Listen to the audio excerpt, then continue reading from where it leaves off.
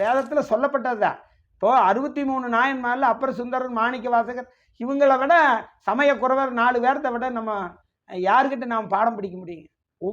ஒவ்வொரு காலகட்டத்தில் இறைவனோட ஐக்கியமாய் இறைவனே அவங்களுக்குள்ள வந்து ஒவ்வொரு இடத்துலையும் பாடல் பெற்ற திருத்தலத்து வாயிலாக வரலாறு சொல்லப்பட்டிருக்குது. இதைய சிந்திச்சு பார்த்தாலே நம்மளுக்கு எல்லாமே புரியும். ஆனால் இன்றைக்கி இருக்கிற காலகட்டம் யார் சொல்லி யார் கேட்குறங்கிற மாதிரி ஒரு கேள்வியான ஒரு நிலை வந்ததுனால இந்த மனித வாழ்க்கையில் மிகப்பெரிய உன்னதமான காலத்தை நாம் வீண் பண்ணுறோங்கிறத எனக்கு வருத்தமாக இருக்குது. ஏன்னா பொருளாதாரத்தை நோக்கி நம்ம ஓடிட்டோம். ஆன்மீகம், அரசியல் எல்லாமே ஒரு குழப்பமான நிலையில் தான் இருக்குது.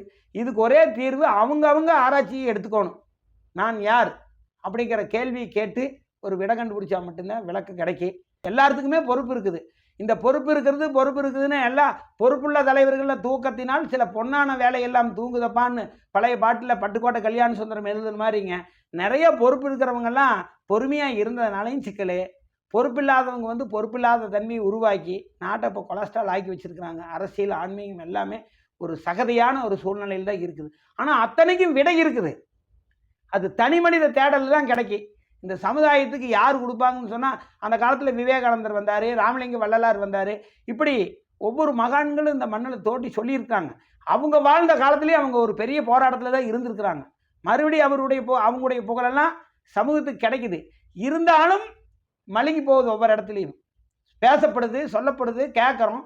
ஏன்னா எல்லாத்துக்கும் போய் சேருதாங்கிறது ஒரு கேள்வி. காரணம் என்னென்னா பணத்தை நோக்கி மனிதன் போகிற அளவுக்கு ஒரு சூழ்நிலையை இந்த அரசியல் அமைப்பு உருவாக்கி விட்டுடுது. அதனால் சாந்தமாக இருக்க வேண்டிய மனம் இப்போ சஞ்சலமாக ஓடிட்டு இருக்குதுங்கிறது தான் என்னுடைய வாதம்.